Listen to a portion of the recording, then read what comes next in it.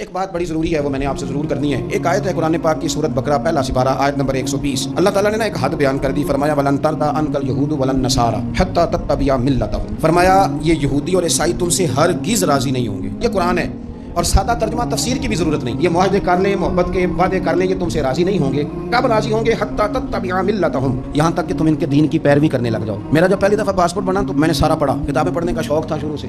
اس کے ہر صفحے پہ لکھا ہے کہ سوائے اسرائیل کے، یعنی آپ پوری دنیا میں یہ سبز ہلالی پاسپورٹ لے کے جا سکتے ہیں، خبردار اسرائیل آپ یہ پاسپورٹ لے کے نہیں جا سکتے۔ یعنی اتنی نفرت کسی ملک سے کہ اس پر لکھ کے چھاپ دیا ہر صفحے پر کہ یہ پاسپورٹ سوائے اسرائیل کے ہر ملک کے لیے کارآمد ہے۔ میرا سوال ہے عرب کے ان لیڈروں سے جنہوں نے اسرائیل کے ساتھ معاہدہ کیا، مجھے بتاؤ تمہیں فلسطین کی بیٹیاں بھول گئی نا ساری کی ساری؟ تمہیں وہ ماں بھول گئی نا جو مسجد اقصی کے دروازے پہ کھڑی ہو کے چیخیں مارتی تھی اور کہتی تھی کوئی علی کو خبر کرو کہ میری بچیاں قید میں ہیں؟ بھول گئی؟ تمہیں وہ بہن بھول گئی نا جس پر شراب کی بوتل انڈیلتے تھے اسرائیل کے فوجی؟ وہ آپ کو ابھی بھی ویڈیو مل جائے گی، وہ انڈیلتے تھے شراب کی بوتل، اسے پکڑتے تھے، دست درازی کرتے تھے، اور وہ بیٹی کہتی تھی یا رحمت للعالمین۔ بھول گیا تمہیں وہ سارا کچھ؟ تم نے ایک منٹ لگایا اور تم معاہدہ کس سے کروا رہے ہو؟ امریکہ کے صدر سے؟ اتنا ظلم کیا تم نے، اتنا قاتل کے ساتھ معاہدہ؟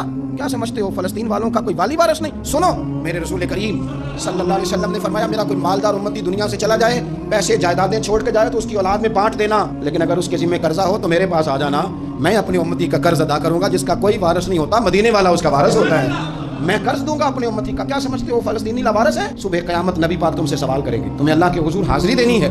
کیوں نہیں صلح کرتا اسرائیل فلسطین کے ساتھ؟ لبنان کے ساتھ دوستی کیوں نہیں کرتا؟ شام سارا کٹ گیا اسرائیل کی وجہ سے، رات تمہیں خیال آیا ان کے ساتھ معاہدہ کرنے کا؟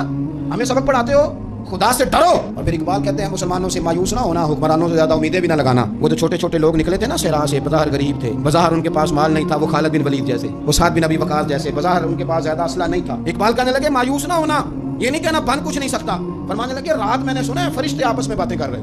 واہ اقبال تیرا بھی انداز کتنا نرالا ہے۔ کہنے لگے رات فرشتے آپس میں باتیں کر رہے تھے، میں نے سن لی ہیں۔ بھلا وہ کیا کہہ رہے تھے؟ یہ سارے لوگ نا خالد بن ولید، سعد بن ابی وقاص، یہ صحرا کے رہنے والے، اور اس وقت کی سب سے سپر پاور روما کہلاتی تھی، الٹ پلٹ کے رکھ دی ساری رومی سلطنت۔ تو اقبال کہنے لگے رات فرشتے آپس میں باتیں کر رہے تھے کہ سنا ہے پاکستان کے، ہندوستان کے مسلمان جوان مایوس ہو گئے۔ کہنے لگا نہ مایوس ہونا، نکل کے صحرا سے، جس نے روما کی سلطنت کو الٹ دیا تھا، نکل کے صحرا سے۔ گرمی دیکھو اس شعر کی، ولولہ دیکھو اس مرد کا جو مصور پاکستان ہے، نکل کے صحرا سے جس نے روما کی سلطنت کو الٹ دیا تھا۔ سنا ہے میں نے یہ قدسیوں سے، وہ شیر پھر ہوشیار ہوگا۔ وہ کل باتیں کر رہے تھے کہ بہت سارے ان میں سے پھر جاگ گئے اور بڑی جلدی وہ بلاک بنائیں گے۔ سنا ہے میں نے یہ قدسیوں سے کہ وہ شیر پھر ہوشیار ہوگا، وہ آئے گا میدان میں، نکلے گا، اور انشاءاللہ یہی چراغ جلے گا تو روشنی ہوگی۔